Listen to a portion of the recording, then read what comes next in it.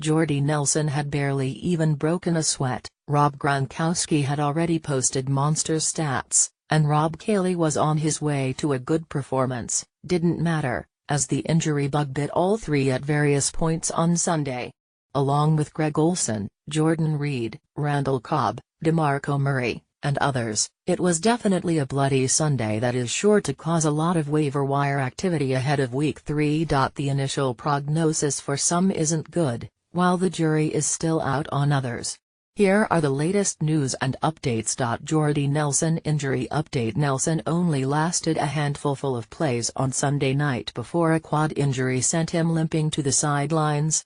Nelson was able to get off the field on his own power and work on the exercise bike on the sideline, so there's reason to be optimistic, but at the same time, it's never good for a player to essentially miss an entire game, especially one as big as last night's contest against the Falcons. At 32, Nelson is no picture of health, so every bump and bruise has to be taken seriously. If he misses time, Davante Adams would see a bump in targets, and it's possible someone like Geronimo Allison could have some sleeper appeal. Rob Gronkowski injury. Newsful Network CNN reported that Gronk's groin injury is not believed to be serious, which is obviously good news for all Gronk owners.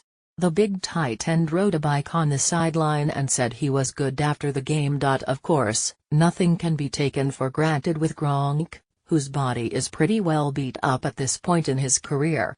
While it seems unlikely he'll miss extended time with this injury, it's certainly possible he sits out Week 3. Dwayne Allen would start if Gronk can't go. Rob Kelley injury update. Redskins coach Jay Gruden said Sunday that Kelley might have fractured a rib in Week 2's win against the Rams. If that's the case, Kelley will likely be out for multiple games. Enter rookie Samaje Perine, who ran 21 times for 67 yards in Kelley's absence. The average isn't good, but the fact Perine was trusted with that many carries, and didn't fumble, bodes well for his outlook going forward. If Perine plays well, it's possible Kelley won't get the starting job back when he returns from injury.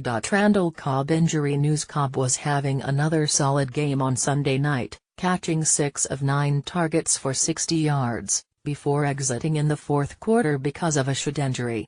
It's unclear how serious the injury is, as the Packers were getting beaten soundly at the time they took Cobb out, but it's clearly something to watch.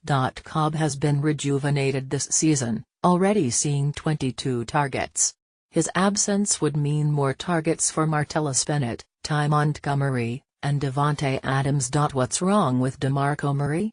A tight hamstring reportedly limited Murray in Week 2's game against Jacksonville.